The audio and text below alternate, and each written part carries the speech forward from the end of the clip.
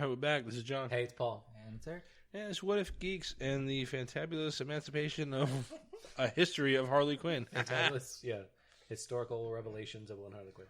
Ta-da! We are doing our first official character spotlight. Something we all kind of came up with. It was it Paul that came up with it initially? What? I don't know. The idea for this type of episode. But we pick a character and we just do a spotlight on their history, like kind of maybe what's upcoming for them, whatever. You know, something maybe this might be like coming out soon. We kind of we dropped the ball on this one because Harley Quinn just had a movie come out. But we figured this is a good time to do it. She's got the cartoon and everything. I don't know if we dropped the ball. This was opportune because the movie version of Harley Quinn is in a lot of ways different than it's a very polarizing what's compared to the animated and comics and this is a good people time love to do it, but for a whole different reason, I think. Yeah, which has a lot to do with Margot Robbie, and that'll be the only time I say her name correctly. Yeah, and with the rest of what they may have planned for her, it's not a bad time to do it. Yeah. So what we're going to do is this will be an ongoing type of series where we do a character spotlight. We just pick one character and we all just kind of sit down and discuss their history and whatever, and just kind of talk about them. So here we go. One Harley Quinn. You know, it's also worth saying too. I was about to say let's get into Harley Quinn, but that's something completely different. Let's do that. Let's do that. It's also worth noting, box office wise, these comic book movies, including the original Suicide Squad, do incredible amounts of revenue generation, right? Way more than for the amount of complaint that they get. Well, they do a lot of. But my point is way more than even 24 issues of a comic book. Sure. Make the company, right? Yeah, so, sure. Right, yeah. When you're talking about people going to see it in a theater, I can guarantee you more than half of that crowd never picked up a comic book in their life. No, not at all. You know, so no. Doing a character spotlight is a fun way to sort of highlight where that character came from and their evolution. Yeah, talk about some of the interesting shit they've been how through. How they ended up on the big screen, really. Yeah. Of course, everybody listens to this probably already read the comics, but all 5 of you. Yeah. I can't say that. I don't know. We've had a couple thousand people on Facebook kind of running around. You never know who's listening to this. We'll have to figure it out one day. One day. If you start emailing us at whatifgeeks@gmail.com, maybe we can figure out who the fuck you people are. Just going to talk shit to you until you start talking shit back. Whatever. All right, so let's get into this. Harleen Frances Quinzel. All right. So I think there's quite a few different variations of her character. Not a lot compared to some of the other characters within DC, but there are a couple of iterations of her, like her origin or whatever. Yeah. But the basic through line is that she was a psychiatrist that was infatuated with Joker. Yeah. And then it kind of goes from there. Yeah. So that holds true, and I think there's been a birth and rebirth again of her from the animated series, then going back in the comics, which could be darker about it because they weren't built for kids. Yeah. And then the New 52, it was probably even before that, 2011. We were talking about this earlier today. Yeah. Across a weird text chatting thing. Yeah. But I think there was even another rebirth before that, and then you had New 52, Harley Quinn, and then the movies. Yep.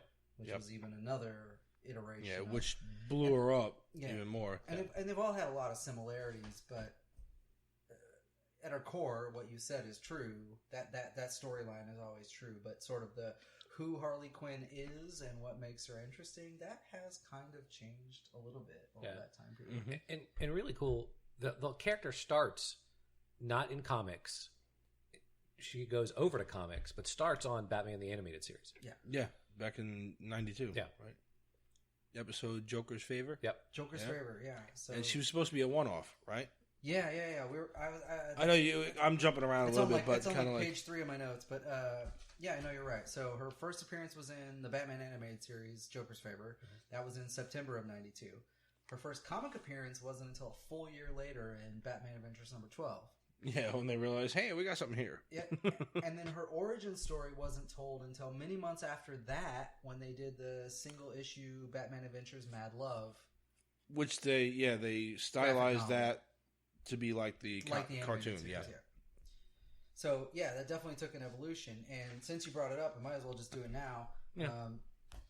She was initially created as...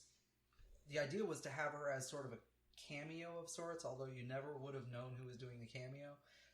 But they had this girl in the cake scene thing they had to do in one episode of the animated series, and they thought Joker jumping out of the cake is stupid. Like, that doesn't make any sense, and it won't work with the flow. And I think he actually ended up jumping out of the cake anyway. But that's what. But they a hench person, and so yeah. Paul Dini and Bruce Timm, who are the creators of the animated series, Paul Dini was friends with Arlene Sorkin, who was on Days of Our Lives, like a soap opera that was yes. on.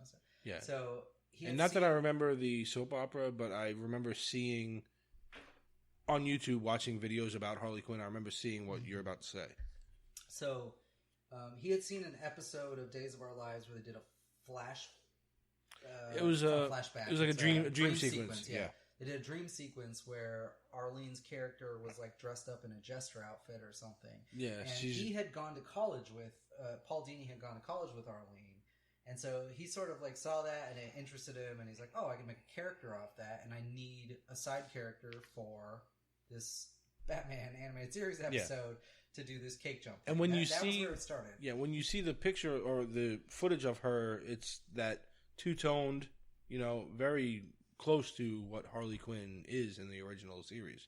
It's outside of like the jester hat, but it's two-toned, just like she wears, so you can see a lot of things like, oh, okay. Mm-hmm. And so Dini was still friends with Arlene Sorkin at the time, and so he approached her and said, "Hey, would you want to do this little cameo thing for do the voice this animated Batman series I'm doing?" And she, I guess, agreed and said, "Yeah, sure, why not?" And then what's really funny about that is not that necessarily it was successful, but for nearly 2 decades, she would have been the only voice. She would be the only voice for Harley Quinn. Yeah. In like, I don't know, 7 different movies, multiple animated series. Yeah. For a cameo shot. And it was this real sort of like, I don't know, thick New York sort of accent. It's a very Jersey-ish. Yeah. Jersey, and with all her pudding and like Mr. J. Yeah. Mr. J. Yeah. she had some really unique. I don't even know if they're Jersey. I don't know what the hell they are. It's close. It's somewhere in between New York and Jersey. It's right on the border there, because I knew a couple of people that talk like that. But yeah, very very some kind of bridge and tunnel girl. Yeah, exactly, exactly. That's exactly what she sounds like, and it's hilarious because she does a lot of what those girls do too, where like everyone's got a nickname. Because Puddin', Mr. J, Bats, right? Poison Ivy's Red, right? She calls everybody by a nickname. She doesn't call them by their name. Red, yeah. So yeah, she does a lot of that, and it would just become iconic. Yeah, it really that voice, and it would blow up big time. And for what it's worth, Sorkin is not even born in Jersey or New York. She's from DC. Yeah. So, I don't know what accent that is. I'm not sure where she got all that idea for that voice, but obviously it resonated well with fans. I don't know. There's lots of British actors that are doing American accents, so whatever, It was so well received. Not that I'm mistaking Washington D.C. for fucking England. Okay, calm down, people. Close enough. It's fine. It was so well received that they ended up making her a recurring character in the show, and that's where it started. And it took an entire year before Dini would have DC Comics introduce her into a comic book. Yeah, and that's a story we'll get to. But so, at this point in the timeline, she's been. I'm going to start almost backwards from this. Why not? Like everything else we do. Yeah. So. She did the animated series, the Batman animated series, which we already talked about. There were also numerous other animated series, including the new Batman Adventures in early 2000s. She was in Superman, the animated series, Static Shock. She was in Justice League. And then she got her own animated series on DC Universe, which is sort of an R-rated animated series. Yeah. Now, that's going to be cool. Yeah. Yeah, we just watched the trailer for that, so which looks really, really interesting. Animated film, she's been in Batman Beyond, Return to Joker, Batman Assault on Arkham, Suicide Squad, Hell to Pay, Batman and Harley Quinn, Justice League vs. Fatal 5, Batman Hush, and this was only probably half the titles that she has at least some sort of role in. Yeah, she's in there somewhere. Live action series, there was a Birds of Prey series spin-off thing they tried to do. Way back in the day. 2002. And she was only, in that she was just Harleen Quinzel. Yeah. She never actually did the Harley Quinn, but you can see what they were going for. But so Mia Sara played the character, and it was definitely like she had some of that mental instability. Yeah, because it says in there that she was in love with the Joker, infatuated with the Joker, whatever, but you never see the Joker on screen. And then, even like, I guess the clothes she wore had the color scheme of the red and black, but she never went full Harley. Full court jester. Yeah.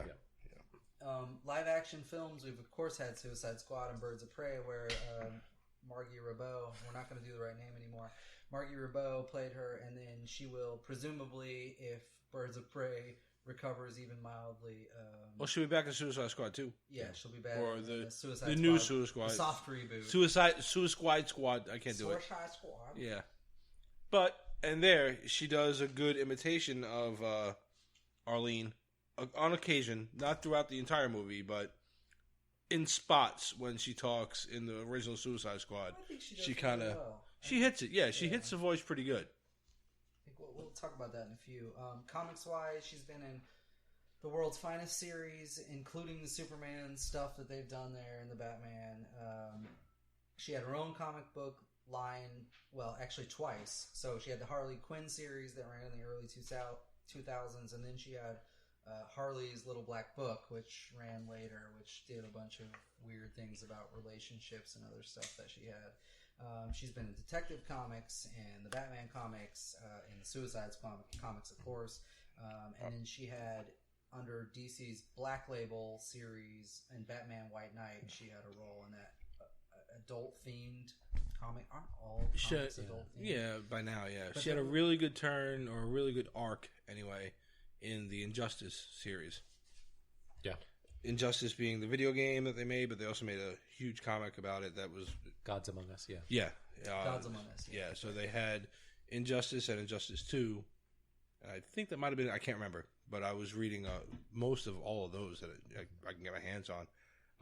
She had a really good arc in that. Yeah, really good. She's the, for DC, the Wolverine and the Punisher of what Marvel was in the 90s. Like, yeah, if there was a book that needed a boost in sales, they threw either Wolverine or the Punisher in there. And which is now like Deadpool. Yeah, She's more like Deadpool from what I hear, and we'll talk about that too. Yeah. Cameos, just as a handful of interesting ones. She did a cameo in Ready Player One, where she was in a party scene. Really? Somebody like I missed that. Like dressed up with the Oh, okay. Maybe I saw it. I just didn't remember. Whatever. In season 2, episode 2 of Arrow, which was titled Suicide Squad, she of course had a cameo there. She's done one in Teen Titans Go. That was a funny one because including Teen Titans Go to the movie. I think she also had a cameo. Yeah, but in the Arrow one, she's in Arkham, and John Diggle and his wife are arguing with each other, and she basically like all you hear is her voice. Yeah, but she's like, if you want to go to couples counseling, yeah. I was like, oh my god, that was funny as hell. In the Gotham series, which is not official WB or anything, but Gotham series seasons 4 and 5, there's a character called Echo, which is basically Harley Quinn mixed with some other. Yeah, my daughter watches this. In which one? Gotham. Okay. Yeah. Okay. Yeah. My daughter watches a show called DC Superhero Girls. That's like a high school for heroes, but it's mostly about the female heroes: Wonder Woman, Batgirl, and Harley Quinn's in it. Not quite the way Margie Ribot makes her dress. A little more court jester, giant sledgehammer, but the same accent. Right. Yeah. But she's a hero.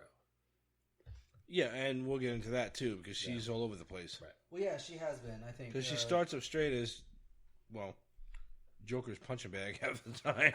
Well, yeah. So I'll let you continue. We'll kind of throw it in there.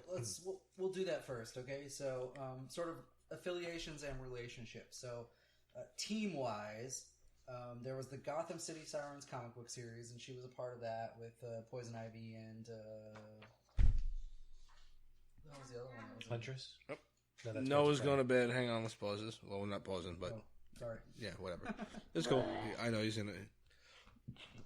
So, Noah, you had a good weekend, huh? Where you going? Come here. Yeah.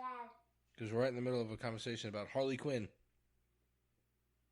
You know, from DC? Yeah. No? Okay, yeah, you don't really pay attention. All right. Well, yeah, so you had a good weekend, right? We had a camp out, huh? Saturday, yeah? All right. Anyway, Cat's got his tongue again. Catwoman's got his tongue. Catwoman's got his tongue. That's the third That's right. character in Siren. There it is. All right. I love you. Say good night to everybody. Night, night. Right. Love you. Have a good day in school. I'm not going to school. Well, not now. Tomorrow. Okay, so Gotham City Sirens, she was in with Poison Ivy and Yep. Catwoman. Suicide Squad, of course, we've seen plenty of at this point. Birds of Prey, which is the current movie that's out, but obviously existed long before that, where she is in a female team up. She was the last member of the Secret Six. She was the last one to be introduced in the Secret Six In the villain comic? setup. Mm-hmm. Yeah. Yep, and then Oh, yeah. Okay. Yeah, I think I remember that. Secret Society of Supervillains she was a part of, and then the one that you're effectively talking about, which at this point is more of a help them along, but then she showed up in a particular comic where she was sitting amongst a bunch of the Justice League people, like she belonged there. For which one? Wait, Injustice? Yeah. No. Well, I mean, yes and no, but yeah. She's got a really crazy arc in that comic. So for anyone who doesn't know, like Injustice, Gods Among Us, it was a video game, then it was also a comic series. The comic series essentially is she and Joker like kidnap Lois Lane, and Superman goes to save Lois. When he shows up, you see they've got her laid out on a table and she's unconscious. And the first thing they do is they hit him in the face with the Scarecrow's fear toxin, right? So when he recoups and he looks up, Doomsday is standing in front of him. But Doomsday looks kind of weird, like he's green, right? So right away you kind of catch something's off, right? Yeah. Well, he immediately he tries to get he tries to get Doomsday out of there to fight him away. So he flies him up into space. Well, when he flies him up into space, no oxygen, the fear toxin wears off, and he realizes that it was actually Lois that he had grabbed and brought into space. Yep. And the last thing he hears is her heartbeat stop, along with that of their unborn kid. Yep. So he effectively killed his wife and unborn kid, right? But then Joker also timed a fucking nuke to her heartbeat and blows up Metropolis. Harley didn't really I guess she only knew part of what was going on and didn't realize she was pregnant, right? So Soups comes down, flies down, kills Joker. Harley gets the fuck out of there somehow and realizes what the hell happened. And, so now she kind of basically immediately turns over a new leaf and starts to try to be a hero.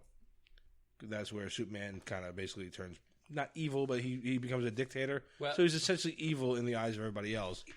He slowly progresses into this dictator. it also starts the conversation about what is ultimately does it do heroes good to keep locking these villains up? They keep getting out. They keep killing people. How many people has the Joker killed over all the comics and all the stuff? And Batman throws him into Arkham, and then he gets out and he kills some more people. Right. And so Superman's after like, that, what's Superman the greater just good? Yep, he just kills him, punches his fist right through his chest, kills him. But then he starts killing other villains, and Batman's like, no, this isn't right. And then he starts killing heroes that stand up to him. Correct. So it becomes this whole war of Batman versus Superman. Right. Which leads to the movie, and that's the first kind of discussion that happens of like, should we be just locking these guys up, or is it ultimately the greater good to just kill them? Right. And they have that out in that. Yeah, and there's a bunch of stuff in there with Harley that she joins Batman and helps him out, and because there's a whole bunch of shit in there. It's Superman and Wonder Woman, because Wonder Woman's like, finally, I've wanted to kill these MFers forever. Yeah. Thanks. Oh, there's a lot in that comic series. You want to read a really good comic series? Start with Injustice, and like I said, I worked my way into Injustice 2. That was becoming really, really good. Yeah. So yeah. Anyway, So I appreciate all that. That's not what the fuck I was talking about. I thought you That said is a long Injustice. tangent. I said Injustice. You said yeah, That's a long tangent. No, I said Justice League. and then you said what you were talking about with. Never mind. All right, fine. What were you saying?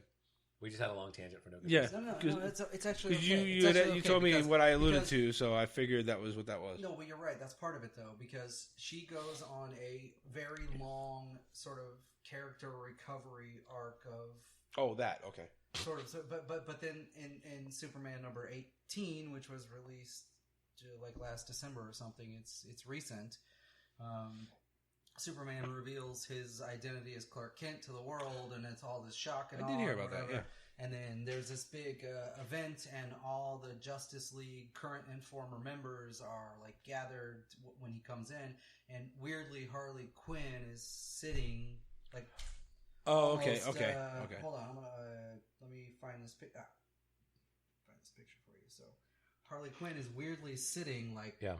a few Right in seats the middle away of him, yeah. from Batman Right. in this thing, right? Which is like an implication that she is somehow part of the Justice League, because literally everybody else in this picture is Part of the Justice League. either now or has been part of the Justice League. Yeah. Okay. So it's like a thing that she's at least in some weird fashion part of it, right?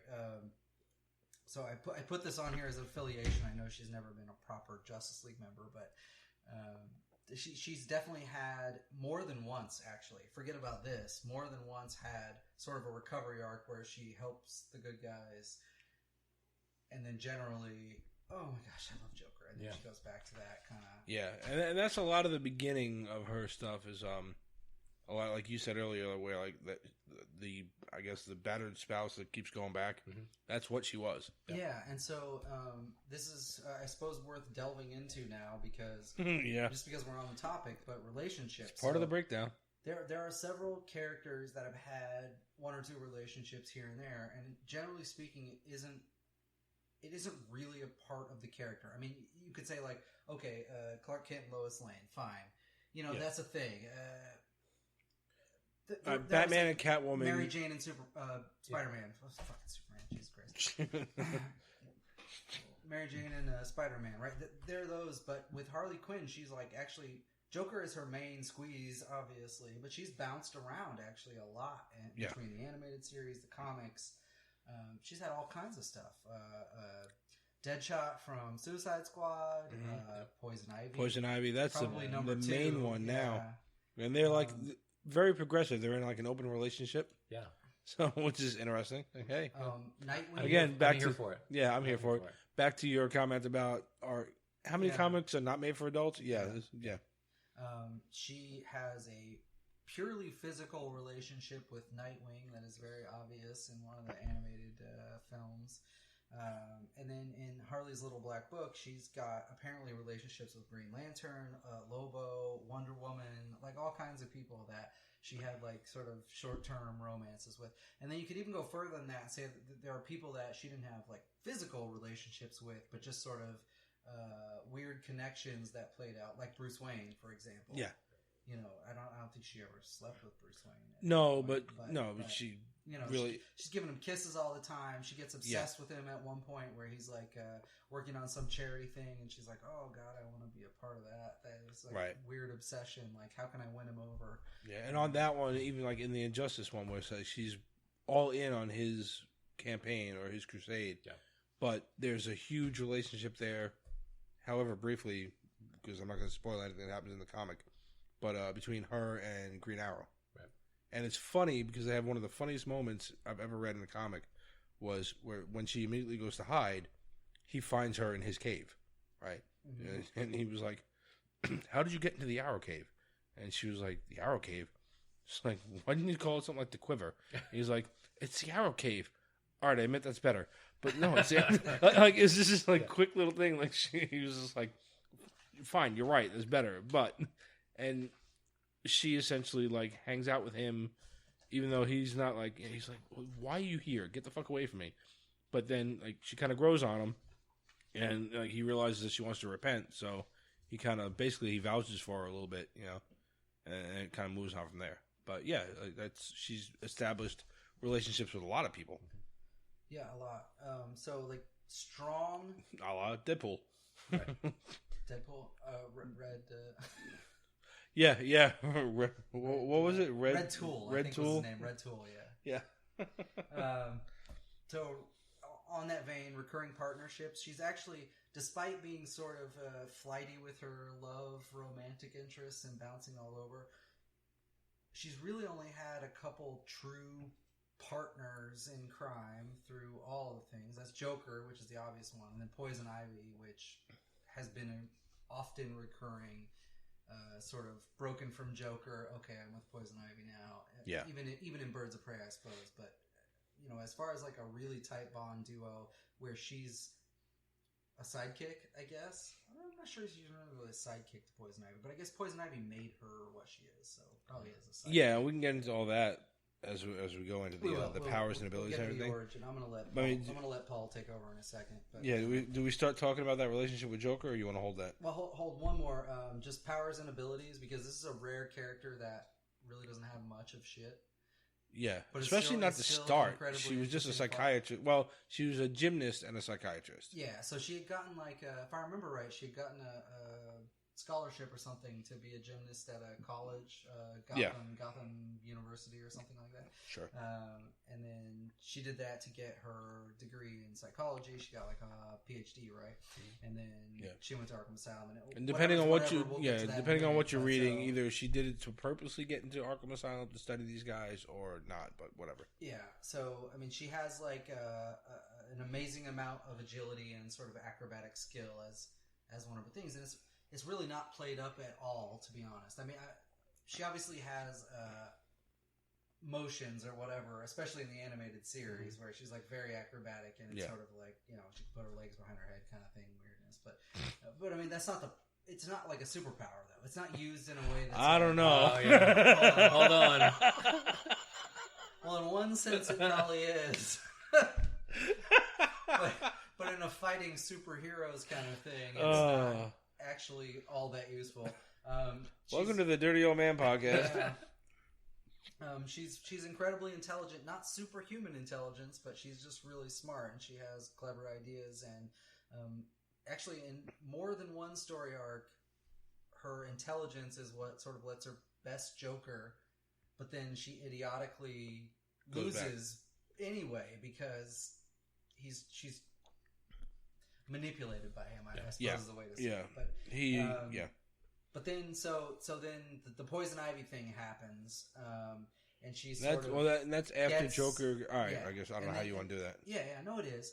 It is. It's after the first Joker. The first breakup with Joker, she winds up with Poison Ivy. Poison Ivy. She gets how does that work? She gets shot off in a rocket he thinks is going to kill her. Yeah, and she crash lands.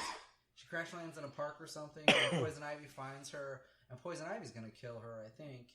But then Harley starts telling her the story of basically being abused by Joker ultimately and being manipulated by him, and then she feels bad for him, and then she's going to help her out to sort of recover and get revenge on Joker, which ends up turning into something completely different because she winds up going back to Joker anyway. Right. But she injects her with some sort of serum at that point, and then that serum gives her immunity to a bunch of toxins, including the toxins that Poison Ivy has, but also on top of that, she gets like superhuman speed, not Flash type, just she's more quicker than normal, and strength and agility. So she gets sort of an enhancement. Yeah, it's kind of like Warpath from the New Mutants. But not as big.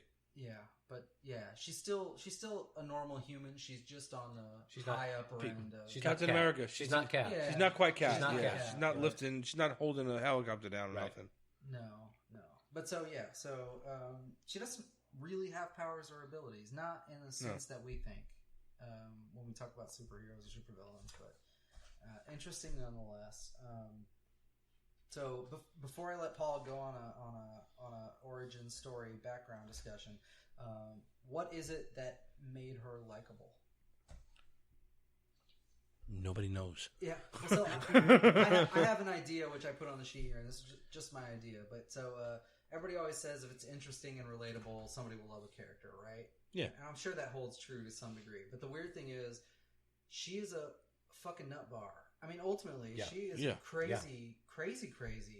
But I think the couple things that people can probably relate to in a weird tangential sense of it, she is completely manipulated by her love interest to do like things she wouldn't have normally done, and even when that love interest sort of throws her to the wayside, she's like, oh, he's not that bad of a guy. As a guy. Your Harley Quinn's better than ours. But yeah.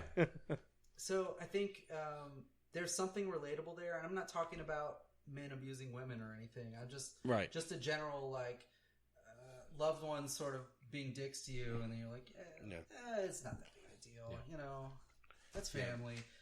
I think that makes her that makes her relatable. Yeah. But the other thing which I've harped on repeatedly in many conversations is continuity in the character. Arlene Sorkin voiced her through 2 decades of shit, animated series stuff, right? Yeah. And there's something to be said about having that continuity in a character. And the voice not changing on you and the look not changing on you. I think that's a big part of what... Yeah, they slowly adjusted the look. Well, not slowly, because the video games kind of jumped. In the games, the Arkham Asylum games, it jumped. But we can get to that in a minute. But yeah, you're right. It's a lot of relatability in our relationship, and you feel bad for her. Yeah, and you had almost 20 years of no jump. Yeah, 92 to 2011. Yeah. She wears the court jester outfit. Before they changed the get-up that she had on. It was that long. Yeah. It really was. When you start up a fucking muscle car? What the fuck? It's going to be my next door neighbor. Oh. I don't know. But also in comics, like, this kind of origin story doesn't happen a lot in comics. Like, it's not this sort of real, right? Like, you think of other female characters that are... That make it, right? Like Wonder Woman is an Amazon from a mysterious place. Like, this is the realest of sort of, she's got this kind of battered woman syndrome, this Stockholm syndrome thing that she's going to keep going back to the people that abuse her. Yeah. Since we keep talking about her relationship with Joker, can we just get out of the way what I said before we started recording? Is if I hear one more person say they want to find their Joker Harley relationship, you need help. Right. Okay? I'm just letting you know that now. Go fucking seek counseling, because that's not a healthy relationship. Right. All right, that's all. Well, let's let Paul do the origin story, because that's probably worth 20 other conversations by the time he's done. Oh, it will be. All right. So Harleen Frances Quinzel is a PhD psychologist working at Arkham. She becomes fascinated with the Joker at one of his many bouts of incarceration at Arkham. And she actually volunteers to try to treat him. She has to fight for it, if I remember. She has to push, because they're like, no, he might try to manipulate you and blah blah blah. And she's like, no. And he manipulates her, and she falls in love. And he tells her this story of being abused as a kid that is probably not true. But we don't know Joker's actual origin story, so we don't really know. Who the fuck knows? Yeah. But she. What do you mean he was a clown? He was a mean clown. Yeah. He was just a guy trying to be a stand-up comedian. Who's laughing now, Murray? Yeah, he's just a guy trying to be a stand-up comedian with a weird. What's that thing called that he had? The laugh disease. Yeah, the laugh thing in the movie. I can't do it. Sorry. What's the affliction that he had? Pseudobulbar affect. I knew he'd get it. So. Jesus Christ! But you can't say Margot or Doug. At least I said it on the second attempt. That's excellent. She ends up falling in love with Joker. She helps him escape from Arkham many times, and then at some point, actually decides I'm going to go be a sidekick, and she puts on the sort of Harley Quinn Commedia dell'arte clown kind of outfit with the court jester head things and white makeup and kind of a domino mask. Yeah, to become his accomplice. And depending on which version you read, because they keep updating the thing, and I don't know unless you're going to get into that, where there's either like I said earlier, she purposely went into Arkham Asylum to get into the supervillain thing, kind of more of a not reality TV show type of thing, but like to make a name for herself, right? And they even say it in one of the episodes, or whatever, like, or one of the issues, like, you're just trying to make a name for yourself or some shit like that. Yeah. And she doesn't really deny it, but then there's the... If you want to meet psychopaths, if you're in Gotham City, that's the place to end up. Yeah, and it's 2 different versions of her origin. Either she's got the makeup or they do the whole where Joker gets her to jump into the vat. Yeah, They do that one in Suicide Squad. Yeah, most of them, it's, at least in the comics and the stuff, it's makeup, but... Yeah, because there is a time where she's just actually bleached. Yeah. But, yeah. Joker's a sociopath, right? So he's not capable of love. So he insults her, hurts her, threatens to kill her, uses her as a decoy to get away, all those terrible things. She, no matter what he does, she seemingly runs back to him, exhibiting traits of a battered woman. But there are people that believe that he, in his own way, even though he's incapable of really loving anybody, he does love her. Well, I think, which I guess there are some times where you kind of see that, but I don't think the argument is that he just doesn't love anything above beating Batman. Right. Well, so of But all he needs the, But then she's a close second. of all the DC villains, he's the one that's probably like the most pure sort of evil. Like, there's no reason he's doing anything but just because it's bad. Yeah. I think you could argue that there are moments where he realizes with Quinn that he's like taking it too far, and he might have some affection for her. Yeah. And then I think that's the moment where he decides, yeah, fuck it, I'm going to kill her now. Yeah. Yeah. Like, this is going too far. And I think We're he's done. the only character that they actually can remotely get away with how many times he's shoved and pushed and punched and smacked her around and choked the hell out of her or whatever, even in the cartoon. Mm-hmm. Where I don't think any other character there, people be like, what the fuck? Yeah. But when it's Joker, people are like, all right, we kind of get it. Yeah. Like, not that I'm advocating that, but... You couldn't do it now. Like, you couldn't have 92, the 92 origin, this stuff now, because they wouldn't allow it to be shown. Holy shit, yeah, no. And so it could have only existed then. And even then, it was probably edgy. Yeah, very edgy. Yeah, but it makes it so much better now. And she's convinced that she can change him, and that he's capable of love. And that look for her went on until 2011, and DC does the New 52, where they change her look. They give her sort of a short top, a little corset looking thing. Still got the kind of red and black diamond pattern to it. Yeah. She's got leggings and elbow pads and knee pads. But you can see she's got boobs. Didn't she have like two like some kind of diamond and star or something over right above her nipples? Yeah. And one of them, yeah. She's got so many different little hot mama outfits that came out of that carried over into the video games too. Yeah, it was like, damn. Yeah, she's got she loses the court jester head thing, and she's got pigtails. One dyed blue, one dyed pink. Yes. And that look stays from 2011 to 2016. DC does a DC Rebirth, where they take sort of retcon all of the origin stories of most of the characters, and then she's closer to what Margie Ribot wears in Suicide Squad, the Daddy's Little Monster shirt and the fishnets and that whole deal. Still hot. And then the movie then imitates or dictates sort of the comics, and because the movie did so well, and Margie Ribot got such sort of good reviews for playing Harley, that became the character's look. Yeah. So, and then they give her sort of a because it's 2016, 2017, they update her character a little, and they make her realize the Joker's a shitbag and never going to love her, and so she's done. Yeah, so that's what I was going to say. There was a moment where she sort of flipped a switch and became the empowered female character that, I mean, to some extent, other characters have been introduced that way and been sort of unsuccessful. But for her, it was maybe a natural evolution of years of abuse, I guess. Right. That's the way to put it.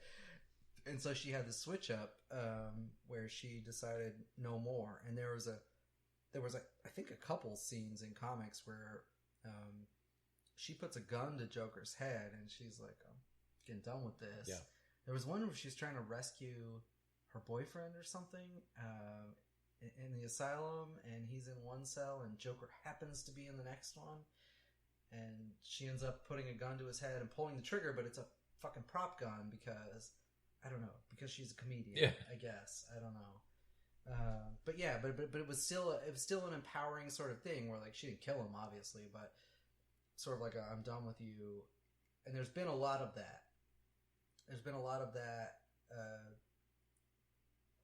Where she's sort of over with Joker and it's time to move on. And then this latest movie that came out was basically the culmination of all that. Right. Sort of her character moving along those lines for several years, and then Margot Robbie's Margie Robau's character sort of coming into that naturally, I guess, from Suicide Squad. The weird thing is, I'm going to go off on a tangent now that has nothing to do with this really, but the original Suicide Squad story, she was like, if I remember right, she was tortured, right? She was tortured and sort of forced into the Suicide Squad, not by her own choice. The comic? Yeah, the comics. Yes, she was tortured, but they all thought that because they were all tortured to the point of like they wanted to see if what are you going to give up, you know?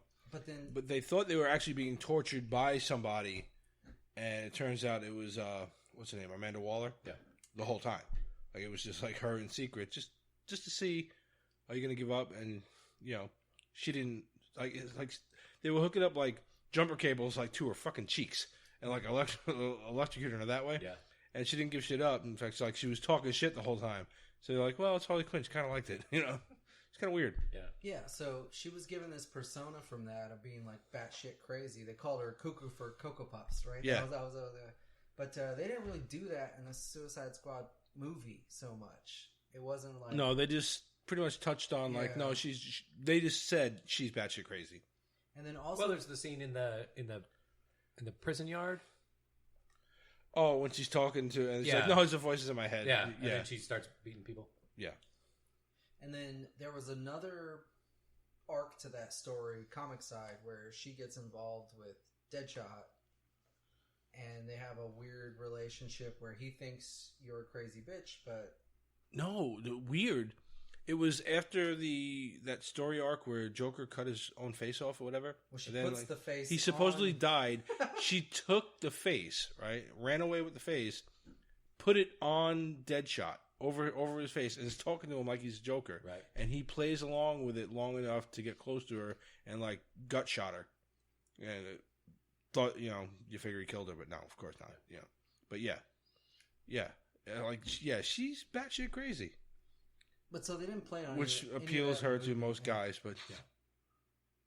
I think I lost where you were headed because I said I was going to go on a tangent that's not going to have anything to do with this. But I walked out to a restroom break.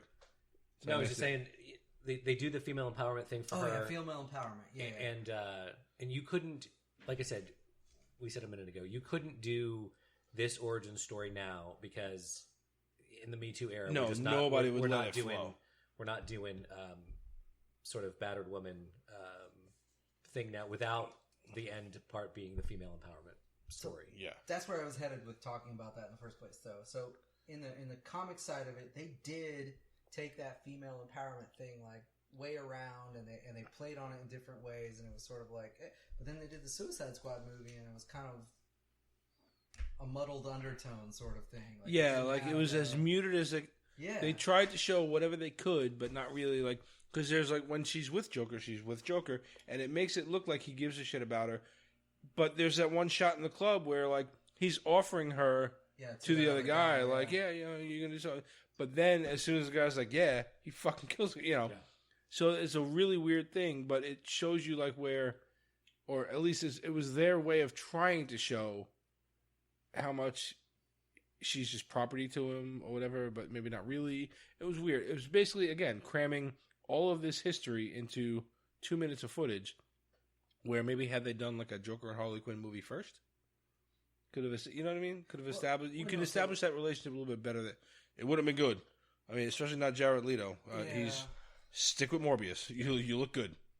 Not saying it's going to be good, but you look good. So that's where I was headed, though, is that they did all this in the comics, and then they sort of gently did it in the movie, and it was sort of like,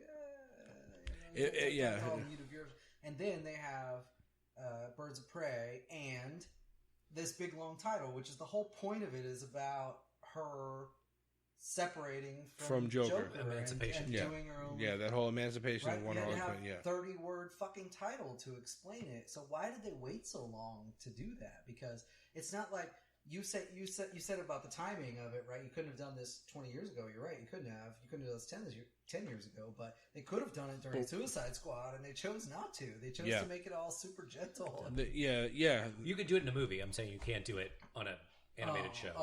No, because in the animated show, he threw out a window, he slapped her around, he did all kinds of shit back then. Yeah, you can't do it now. But even still, like every aspect of her cartoon, movie, comic is all now to the point where she's done with Joker. You know, she's her own thing now. And so she's become something of an anti-hero, I think, at this point. Yeah. You know, she's batshit crazy.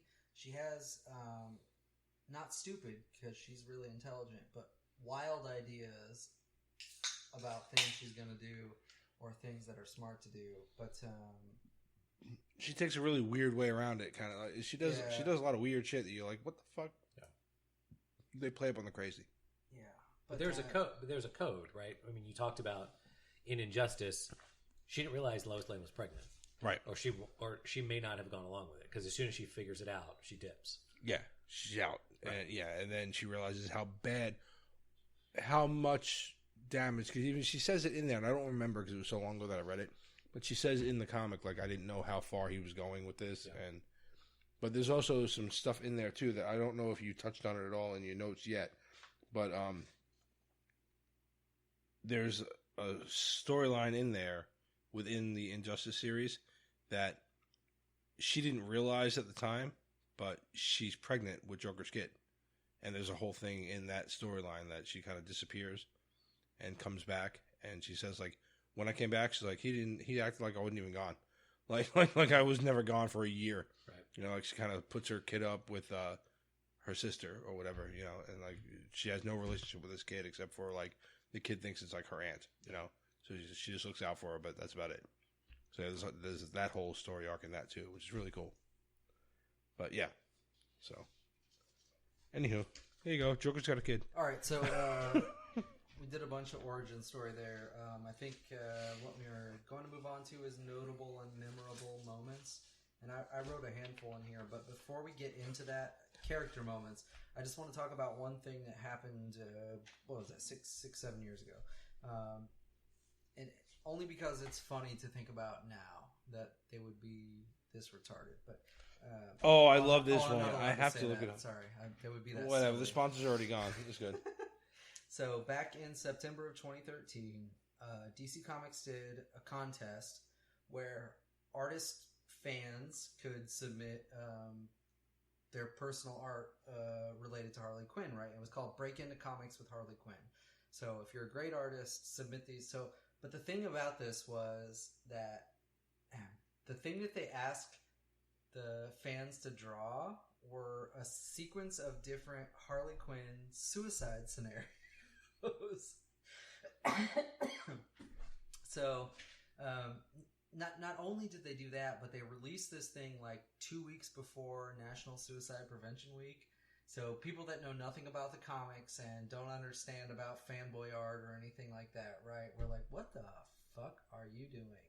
You know, like, of all the things you could do, you're going to ask people to draw suicide art a couple weeks before this National freaking Suicide Prevention event, right? And then on top of that, the fourth scene, so there were 4 different scenes within the contest that they wanted them to draw, and they were all suicide related. But the fourth one's was, inside of a whale, and then that last one you're about to do. The last one, she's inside a bathtub naked, basically, and she's going to electrocute herself or whatever. And so that's the concept idea, right? And so then people are like, I say, anybody that's a fan of these comics probably didn't say one word about it. It just spread. It just spread on the internet, right? Yeah, it's wild. I don't remember it at all, but yeah, So- there's a whole bunch. Like I just Googled it, and there's like I just went to images, and there's a whole bunch of the 4 pictures put together by different fans, and yeah, that 4th one is always her naked in a tub with because there was toasters a and specific shit. theme for each picture about what you were going to do, but they were all suicide related. But the 4th one was her in a bathtub naked. that was the theme of the thing they wanted people to draw, right? So the people that were mad, I'm not going to say comic book fans because it probably wasn't comic book fans, but people that were mad were like, okay, not only is this National Suicide Prevention Week coming up, but on top of that, you've taken this female character and you've tried to make it like a sexualized stage suicide. Right. Like, go fuck yourself. So in the end, though, well, the contest happened, I guess. I mean, you can't take it back, but we don't know who won. Yeah, basically. So DC apologized. They said they should have made it clear that this was a total fantasy dream sequence and it was never going to be part of an actual storyline or anything like that. It wasn't supposed to be taken seriously, which is probably the worst apology you can give to the people that were actually mad about that. Oh, you're not taking it seriously now? Yeah. Oh, okay. Say that again. Right. Yeah. But anyway, so in the final version of that dream sequence, the bathtub scene is actually removed from it completely. So there's only the 3 other scenarios. Yeah, there was one of the ones that just had 3. Yeah. All made to be obviously fake. It's not something she did. It's Whoopsie. not actual suicide. So, and then the 4th one with the bathtub scene was replaced with her shooting herself off in a rocket or something, which was paying homage weirdly back to the story where Joker shoots her off in a rocket and she lands in the park, and then Poison Ivy rescues her and starts her transition, I guess, away from him. Yeah. I guess this would have been a better spot for me to discuss the Harley Quinn Joker baby in Injustice. Sorry. No, that's okay. That whole story So- arc. I gotta jump the gun on that one. No, that's okay. Wasn't paying attention. So, any notable, memorable moments or story arc stuff you guys want to talk about? The other one I had in here was from Little Black Book number 5. And so we talked about earlier, she had a bunch of romantic love interests or whatever in Little Black Book where they came up with Lobo and Wonder Woman, things like that. Yeah. But there was another one where I don't remember what the premise is, but there's multiple superheroes, supervillains, and they're doing sort of odd things that don't make any sense as part of an overarching story of sort of alternate universe weirdness that was going on. And so she has to have a boxing match with Superman, but Superman has his superhuman strength and speed taken away from him, so it's an even match. So he's boxing Harley Quinn, basically human to human, and then she beats him. She beats him in this contest. She beats him in a boxing match. And everybody's like, whoa. Well, because it's funny because the cover, at least, is very an homage to the Superman versus Muhammad Ali.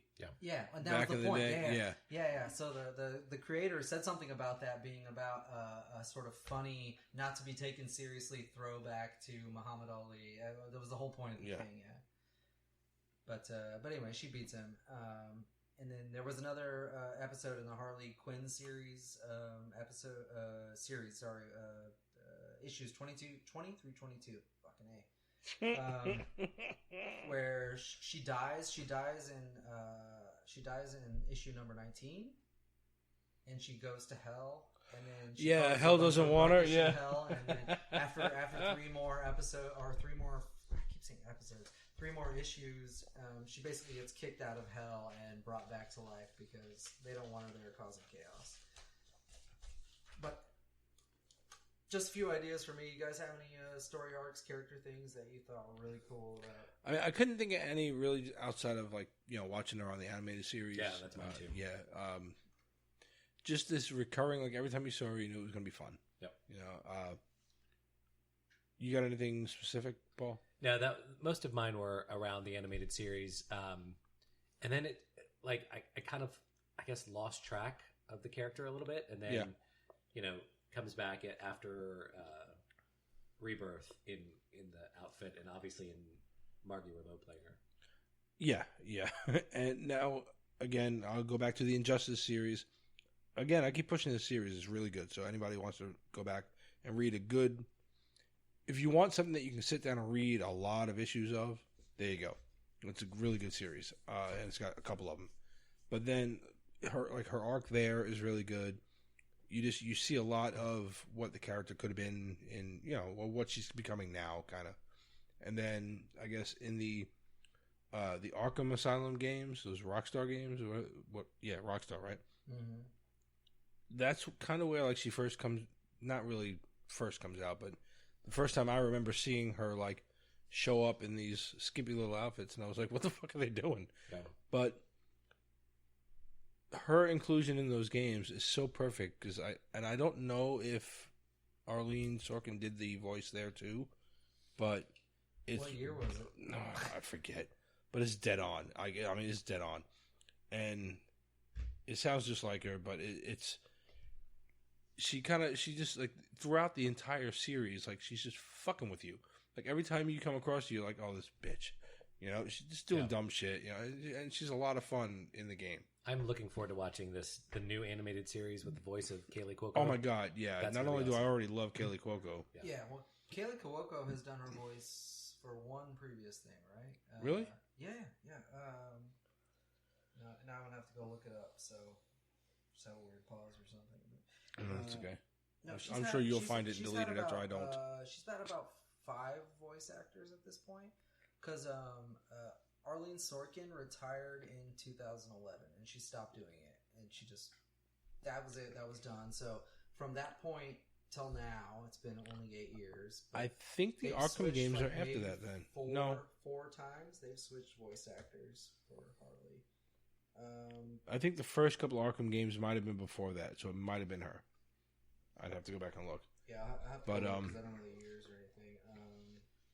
But again, now those are some really cool games. If you're into video games, I know Ray's not here, but I mean, I guess I'm like the next biggest gamer as far as like consoles. That was like one of the last series that I played a lot of. Yeah. And if you would have told me when I was a kid that you were going to have a video game where you felt like you were Batman, fuck no. Yeah. There's no way. This game is fucking amazing. Arkham Asylum and then Arkham City were phenomenal. After that, I think they were still really good, but like I never finished them. I never, whatever. But the first 2 were amazing. Yeah. Amazing games. So Kaylee Cuoco voices her on the Harley Quinn, the new thing on DCU that we have to watch. So that launched November 29th, so that's fairly recent. But yeah, she started there. That was okay. Her. So that looks amazing. It's definitely more for adults, completely for adults, because they're dropping F-bombs and all kinds of shit. Yeah. She's breaking people's legs. There's blood splatter everywhere. It's great. It looks great. But so all right. So now you got Birds of Prey. How much have we really delved into this new movie yet? Or not a ton. None really. Not really. All right, because none of us have seen it. Yeah. But we've heard reviews. Yeah. And all right, so it failed initially, but now it's starting to pick up speed a little bit, right? It seems like it's picking up this past weekend. Yes. What was its budget? It was $97 million, I think. It was on last week's outline, but it was around $97 million. Okay, and it did 33 on the opening weekend. Yeah, which was abysmal. It was like, yeah, it's like I said, I joked before, but it did so bad they changed the fucking name. Which, by the way, side note, since we're going to be talking about Harley Quinn, since we've been talking about it this whole fucking episode, they changed the name from Birds of Prey and the Fantabulous Emancipation of One Harley Quinn. Thank you. I had a fucking seizure. They changed it to Harley Quinn, Birds of Prey. After it starts to fail, right? Prior to this, you had Harley Quinn in Suicide Squad. She was one of the 2 biggest things in that movie. Why the fuck would you not start this movie with Harley Quinn, Birds of Prey? Right. From what I've heard, the Birds of Prey are in it for like 20 minutes. So, what the fuck, I mean, like... Yeah, I think like 1 or 2 of them are like in it a lot longer because of certain things. But as far as like, the whole team up, whatever, I've heard it's only 20 minutes long as far as like them getting together and doing anything. So you're not wrong. It's all her. Long before we did this, or before they did that, we talked about the only reason for them to do this was to exploit Margot Robbie and the way she did. They should have just... And if that's what they were going to take, having it as a impronounceable subtitle that I'll get wrong every time I drink 2 beers, yeah, it's not the right way to do it. You're right. No. But Not at all. But then again, they had a successful comic book series that was about Birds of Prey, and it wasn't Harley Quinn Birds of Prey. True, I mean, it was, but it wasn't. But now you're titled talking that. movies, Yeah, and again, we go back to how back many to of those people fuckers have- actually read the comics. Because I guarantee, even I would say at least a third to maybe a half of the people that were looking forward to Harley Quinn in Suicide Squad were people that saw her on the animated series. Yeah. Like, oh, okay, they're making a real movie about her. No idea what the fuck she does in the comics. Yeah. So you might as well just have named it Harley Quinn. Especially if the whole fucking movie is going to be about her anyway. I mean, that's just, You're not wrong. Yeah. You're not wrong. I got what they were trying to do because while it's not quite fourth wall breaking, they're pushing her in that way, and apparently she does break the fourth wall quite a bit in this movie. So they're basically Deadpooling the hell out of her, which is fine. I mean, for that character, if anyone's going to do it, it might as well be her. Go ahead. If DC's going to go that route with anybody, it should be her. But so I kind of get where they were trying to go with the title to try to make it like this fun, goofy. I can't think of the word I'm trying to use to express what they did. But I understand what they were trying to do, but you fucking failed miserably because you're going for a movie audience and none of them give a shit. Especially since you really didn't do it the first time. Like, she wasn't breaking the fourth wall, wasn't doing any of that shit the first time. Yeah. So you got to have some kind of continuity there, and they didn't. But I don't know. I've heard good and bad about it. I've heard more good than bad, so I want to see it. Along with maybe the other 45, right? 45 movies they're going to do with her? Something like that, yeah. She signed a 27-picture deal. Something, with yeah. DCEU, yeah. Yeah. She was like, Hugh Jackman who? Watch Yeah. this shit. Whatever. I don't know. I don't know. We'll see. I'm going to watch it soon. She'll be making these till she's as old as Harrison Ford, and it's like Jesus Christ. Harley Quinn and the Fantabulous depends. You fuckers laugh, but There not is... going off topic, but we've done this with Star Wars already with Carrie Fisher, and she's like 70 at this point. And you're like, oh yeah, I remember her though back in the day. Yeah. Yeah. There will be like our grandkids are going to be like, our grandfathers used to watch Margot Robbie or whatever. Margie Robot. By that point, she'll have switched her name because that'll be when we're famous, and she'll be like, "They call me that. Let's go with it." There is a comic. I got to find it now because I just saw it on a YouTube thing when we were doing the research. But they do like a Old Man Logan thing in DC, and they did it with her. Where it's really? she's an older woman going around fucking people up. Old Lady Harley. Yeah, kind of like coming out like Linda Hamilton in like Dark Fate. Right. This is what she looks like. She's like walking around with like a fucking shotgun and shit. I'm like, what the fuck? But yeah, so. Old woman Harley. I don't know. Yeah. So overall, I mean, look, I love Harley Quinn, and like everybody else, I can't put my finger on why. I mean, I'd like to on certain things. I'd like to try, but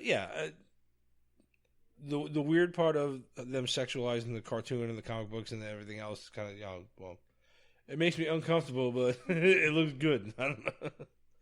But as far as like the movies and shit, duh. I mean, you have Margot Robbie, and live action, that's just doesn't have that taboo. Doesn't have that taboo at all. I mean, so I get it. Yeah. But overall, I mean, the character itself is fun. So I get why people love her. I just don't. Or I get that people love her. I still don't know why half the time. So it's like why she became what she is. But again, it's the same thing with Deadpool. Like he's just this crazy character that. It's, you know what it is? Maybe part of it is they're just different from the norm. Yeah. And, while they can still kind of identify with some of their aspects, they're just not these regular characters that you see, and that's what they attach themselves to, I guess. I don't know. So anybody got anything last minute on... No, but you just made me think... it's not last minute on this per se, but the fourth wall breaking, that in itself is not... new or fancy or cool or anything, but the way they do it in the Marvel and I guess now the DCU stuff is that the character is sort of turning over a leaf to you, like something that the rest of their world doesn't see. Right. Like a personal, like the kimono's open sort of. Yeah. which makes them, even when it's not something you can understand, makes them weirdly relatable. Yeah, and like I said, like, we have not seen this movie, so I don't know 100% what it is. I've just heard people saying she does. She's telling you a story, and then she's like, I'm Harley freaking I started Quinn. at the wrong moment, and then you have to like back up and. Yeah, I've heard they do that like repeatedly throughout this movie. It's like a buddy you met telling you a story about something. Wait a minute, hold on. To get there, first I got to get here. Yeah. I think there's something really relatable about that doesn't have anything specifically to do with the character's arc so much as the way they're presenting it. Yeah, I'd agree. And overall, look, she's awesome. As long as they have good writers and good directors, I don't mind seeing more out of Margot Robbie as Harley Quinn. My initial fear was they were going to throw all their money in that because, okay, well, this is like DC kept doing. Okay, one thing worked. Let's concentrate on that instead of like trying to build this whole universe of movies that they could have. We'll see. Yeah, I don't think they're building a universe of movies. I think they're doing. No, I don't think so. They've either decided, or because their decision to try to do it failed so badly, they are in a place. So they've either made the conscious decision, or they just ended up here.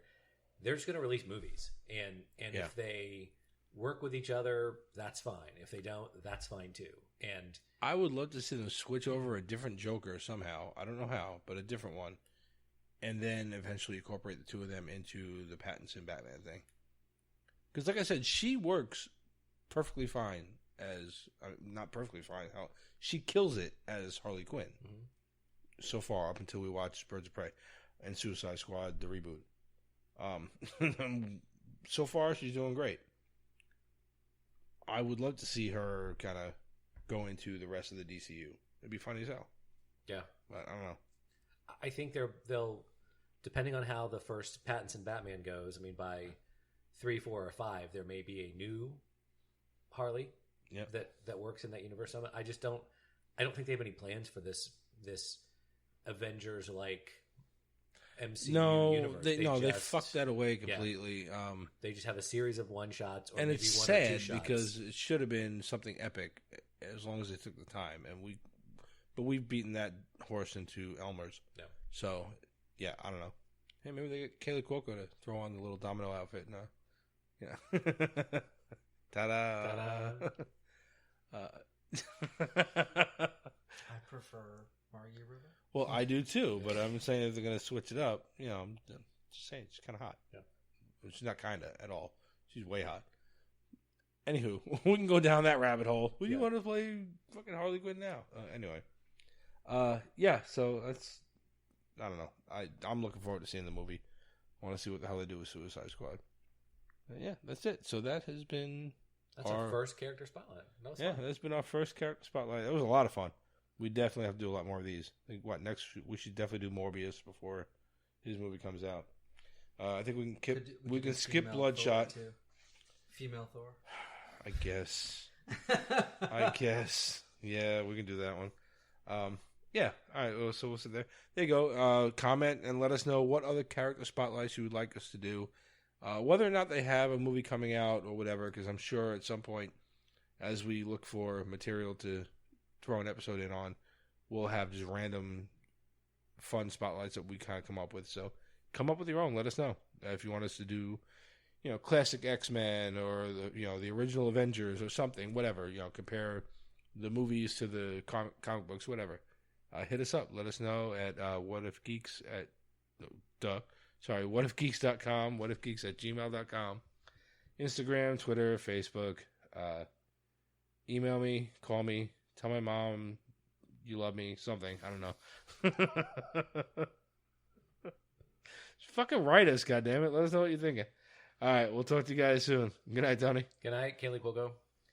Wow, that was so generous of you. Good night, Margot Robbie. Hey, you got it right. Good night, Mr. J.